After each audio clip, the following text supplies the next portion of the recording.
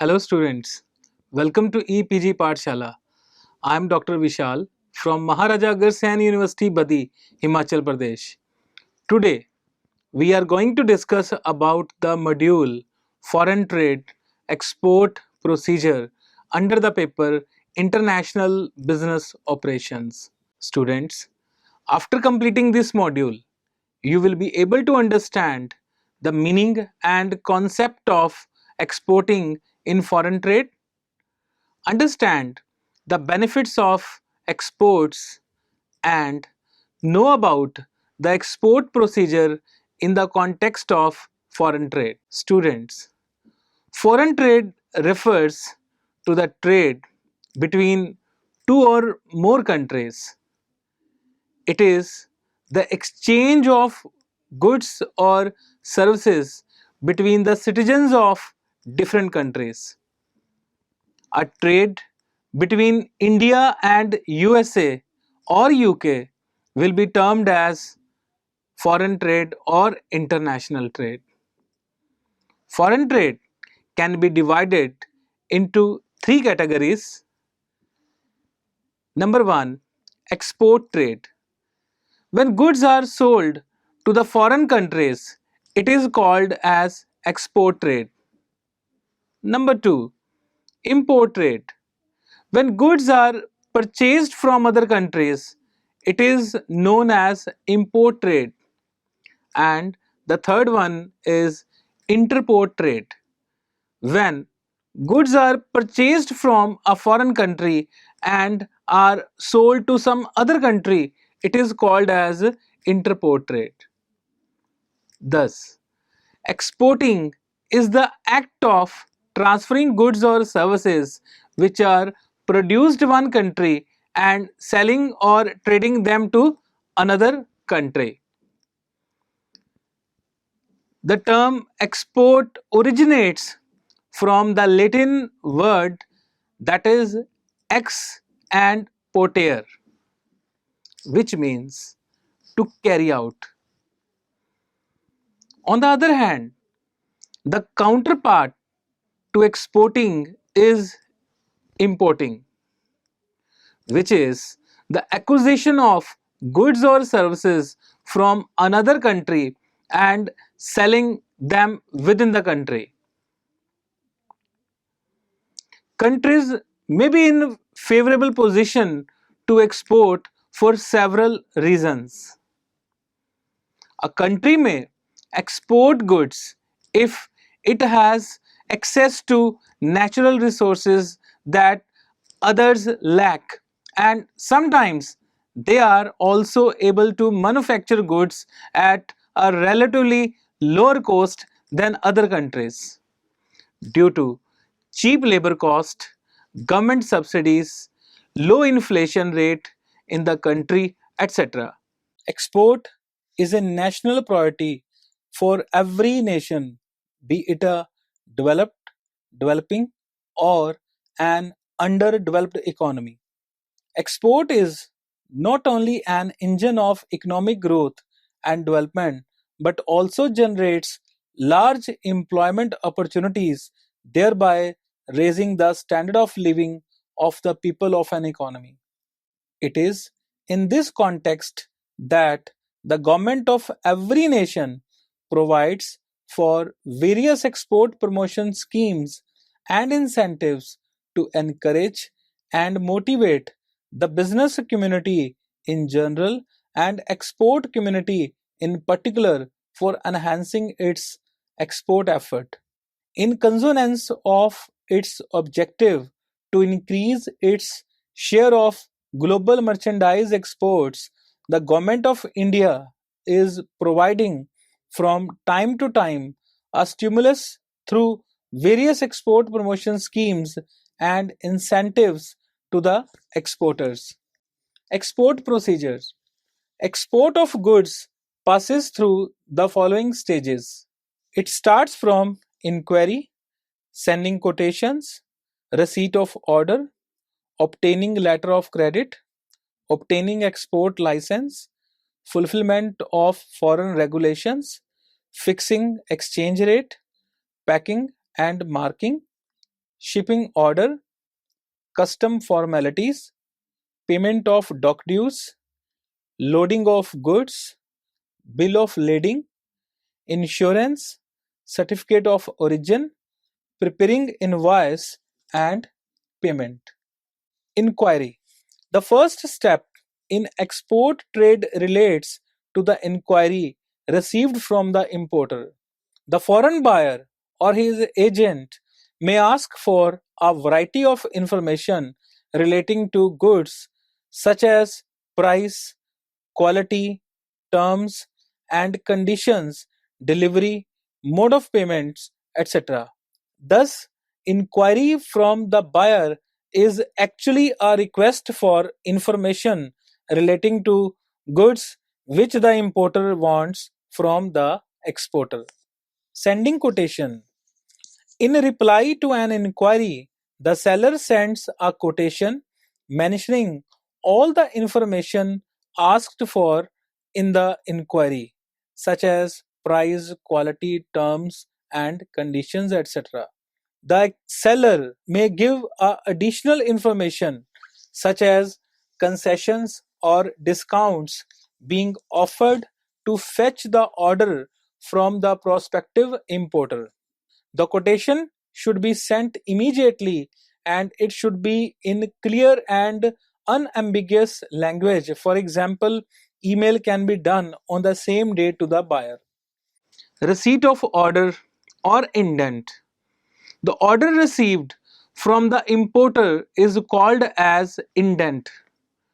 The order may be received either directly from the importer or through some indent house, which are specialized middlemen who get commission for providing this service.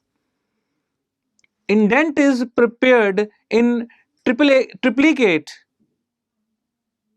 all the details such as price, quality, quantity, terms of payment, packing, etc. should be clearly mentioned in the indent. An indent is of two types: open indent and closed indent. Open indent, as the name indicates, the importer does not give specific instructions and a free hand is given to the exporter, that is seller, to send the best possible goods using his own skill, talent, prudence and discretion. On the other hand, closed indent, the importer mention all the details of goods and exporter cannot use his discretion to select goods for the buyer. Obtaining letter of credit. A letter of credit is issued by the bank of the importer in favor of the exporter, specifying that the bills of exchange drawn by the exporter on the importer will be met up to a specified amount. On receipt of letter of credit, the exporter gets an assurance or guarantee from the importer's bank about the creditworthiness of the importer. Thus, the exporter gets assurance of receiving the payment for the goods being exported. A letter of credit is thus a very important document in export trade. Obtaining export license and quota. In order to export goods to a foreign country, every exporter has to get a license under the Import and Export Control Act 1947. Quota permit is also required if goods being exported are in short supply in our own country. The established exporters get quota on the basis of exports handled by them. The new exporters have to get license from Joint Chief Controller of Imports and Exports. For the purpose of exports, goods are divided into three categories: free goods, no license is required for these goods; open journalist, such goods can be freely exported during a specific period; controlled goods, License is needed for exporting these goods. Fulfillment of foreign exchange regulations. Every exporter is required to give a declaration that the foreign exchange received from the export of goods will be surrendered to the Reserve Bank of India within the prescribed time limit. For this purpose, he has to prepare 4 copies of GR forms. Original copy is submitted to custom authorities. The remaining 3 copies are submitted to the bank, which forwards 2 copies to the RBI. Foreign exchange rate.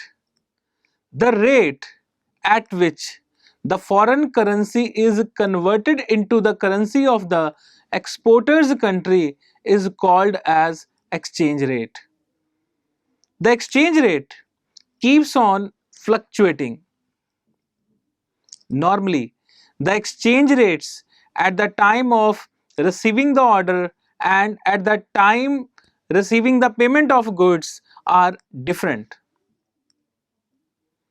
It is therefore necessary that exchange rate is settled in advance. Packing and marking. The goods being exported must be properly packed as the distance involved is very long. Goods must be packed as per the specifications given by the importer in the indent. Defective packing can damage the goods and the loss will be borne by the exporter. The packing should be done in such a way that it covers the minimum space on the ship. Shipping order. After packing and marking, goods are to be sent to the ship. For this purpose, the exporter has to get a shipping order from the shipping company. A contract of affreightment is signed and the shipping company issues a shipping order which gives an order to the captain of the ship to receive the goods. This work can also be done through the freight brokers who charge commission for hiring a space in the ship. If the entire ship or substantial part is hired, it is called a charter party agreement. Shipping order may be either a ready shipping order or forward shipping order if the name of the ship and the date of departure of the ship is mentioned in the shipping order. It is called as ready shipping order. In case of forwarding shipping order, only the date of departure of the ship is mentioned. The exporter is under obligation to pay for freight even if the goods are not exported. Alter this agreement is entered into. This freight is called as dead freight. Compliance with custom formalities. Certain custom formalities have to be completed before exporting the goods. Different forms have to be used for free goods, dutiable goods, and coastal goods. 3 copies of forms are filled out, of which 2 are returned to the exporter by the custom authorities. After completion of these formalities, the exporter gets custom export pass. Payment of dock dues. These goods are then taken to the dock where dock dues are paid. The exporter is then given a dock receipt. The goods are then taken to the ship and handed over to the captain of the ship along with the shipping order. If the packing of the goods is satisfactory, the receipt issued by the mate is known as mate clean receipt. If packing is unsatisfactory, the mate puts his remarks on the receipt and such a receipt is called as dirty or foul mate's receipt. Loading of goods. Goods are loaded into the ship by the dock officials. Before that, goods are checked by custom officials to ensure that only those goods are being sent which are mentioned in the shipping bill. Banned goods cannot be loaded on the ship. Bill of lading. Bill of lading is the official receipt issued by the shipping company. It is just like railway receipt issued by the railway company when goods are sent by rail. Bill of lading is sent to the importer in advance and delivery of the goods can be taken from the shipping company at the port of destination only on showing the bill of lading. It is in fact a document of title to the goods. A bill of lading is generally prepared in 5 copies and contain the particulars like name of the exporter, importer, details of goods, number of packages, marking on packages, place of loading, destination, name of the ship, freight and date, etc. The following procedure is followed for getting bill of lading. Number 1. Exporter or his agent prepares 5 copies of bill of lading and submits to the shipping company along with the MAT's receipt or the doc's receipt. Number 2. The company then prepares a freight note and the agent of the exporter pays the freight and a freight receipt is issued. If freight is to be paid by the importer, the bill of lading contains the remarks as freight forward. 4 copies of the bill of lading are then given to the agent. If the bill of lading does not contain any adverse or negative remarks, it is called as clean bill of lading. Sometimes adverse remarks are written on the bill of lading such as defective packing, etc. In such a case, the bill of lading is said to be a foul or dirty. A copy of the bill of lading is sent to the captain of the ship. The exporter then sends 3 copies of the bill of lading and other documents to the importer so that he can get the delivery of the goods by showing these documents to the captain of the ship. 3 copies are sent by different mails so that the importer receives at least 1 copy well in time. Insurance. Marine insurance of the goods is affected to cover up the risk involved in the transit due to perils of sea. Marine insurance policy is taken by the exporter and sent to importer along with the other documents such as bill of lading, etc. Certificate of origin. It is a document which mentions that the goods were produced in the country mentioned therein. Sometimes the importer gets benefits of lower custom duty if the goods are produced in the exporting country as a result of trade agreements between the two countries. Forward agent's advice. The forwarding agent prepares an account of all expenses and his commission and sends it to the exporter. It is the duty of the exporter to pay these expenses and commission to the forwarding agent if such a person has been appointed for completing all formal ties relating to export of goods. Preparation of invoice, which is also called as consular invoice. When the exporter receives the forward agent's advice and all the other documents, then an invoice is prepared in triplicate. The invoice contains the details such as indent number, date, and port of shipment, port of destination, details of goods, quantity, quality, price, packing, marking, and expenses incurred, insurance charges, freight paid, etc.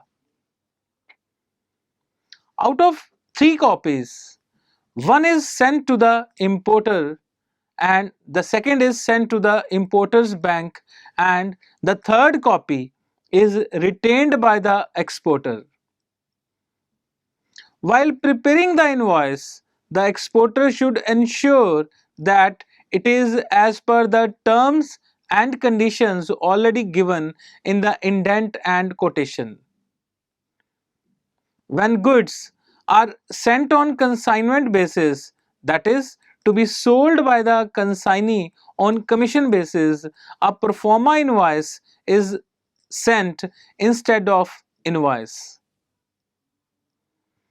A pro forma invoice is just like an invoice containing all the information, but ownership of the goods remains with the owner and only possession is given to the importer. The foreign governments open a consular office and appoint a consular to take care of goods being exported to that country. A consular invoice is also taken from the consular office and it is sent by the exporter to the importer. The consular invoice is a proof of the fact that whatever value has been written in the invoice is correct and the custom authorities of the importing country accept that value for the purpose of buying import duty. Securing payment. The final stage of export transaction relates to getting payment from the importer. The following are the 5 methods to get the payment for the goods sent to the importer. Documentary bill. A bill of exchange is drawn by the exporter on the importer and is sent along with the other documents to the bank for the importer. Since the bill is sent along with the documents, it is called the documentary bill. The documentary bill is of two types: document against payment and number 2, documents against acceptance.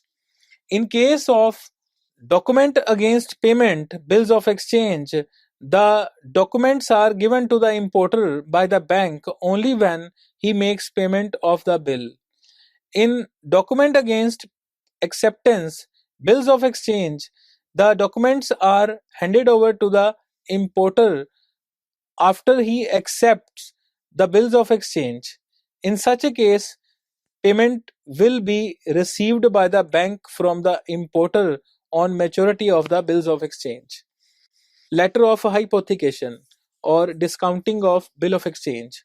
A bill of exchange can be discounted from the bank by giving a letter of hypothecation in which an authority is given to the bank to sell the goods if the importer of goods doesn't make payment of the bill of exchange.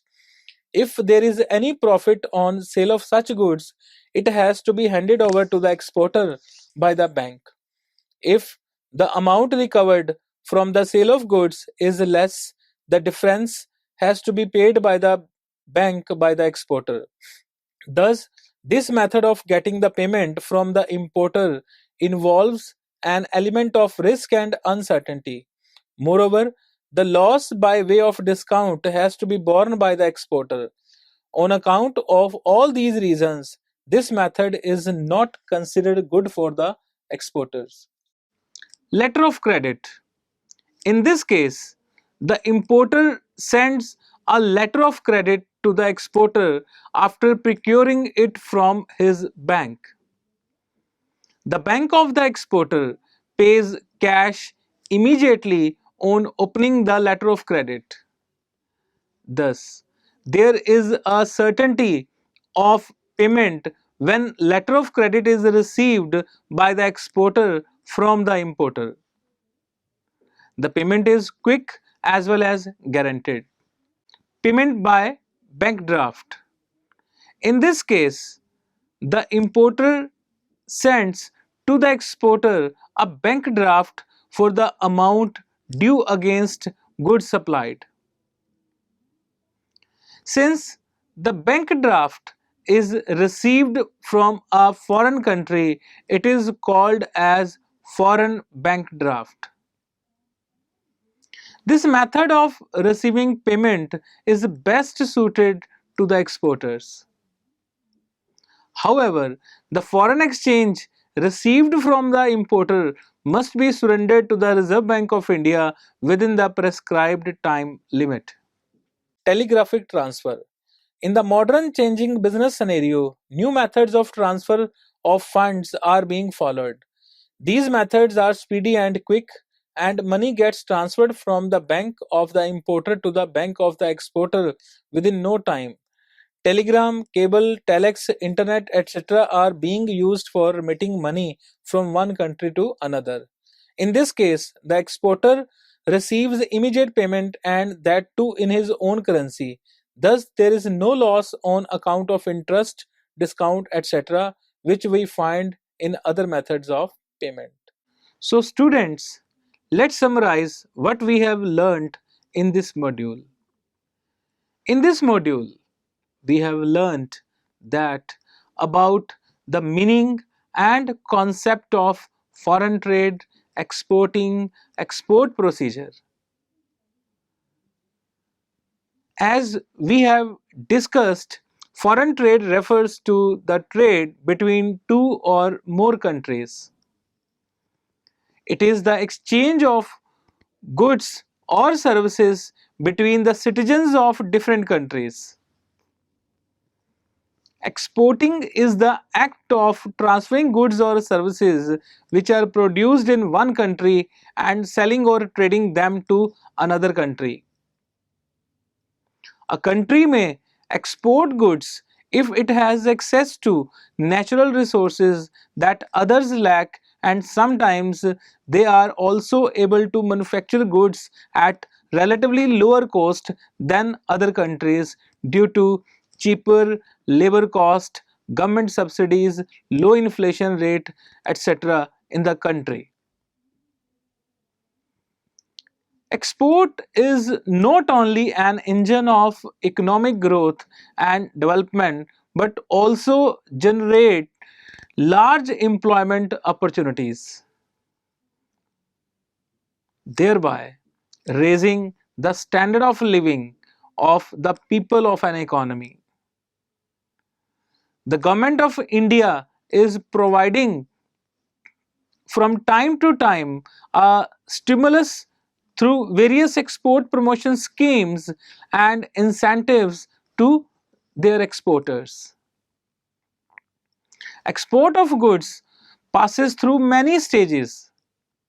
It starts from the inquiry from the importer, sending him quotation, receipt of indent, obtaining letter of credit, obtaining export license, and so on till the payment of order through documentary bill, letter of credit, or demand draft, etc. Thank you very much.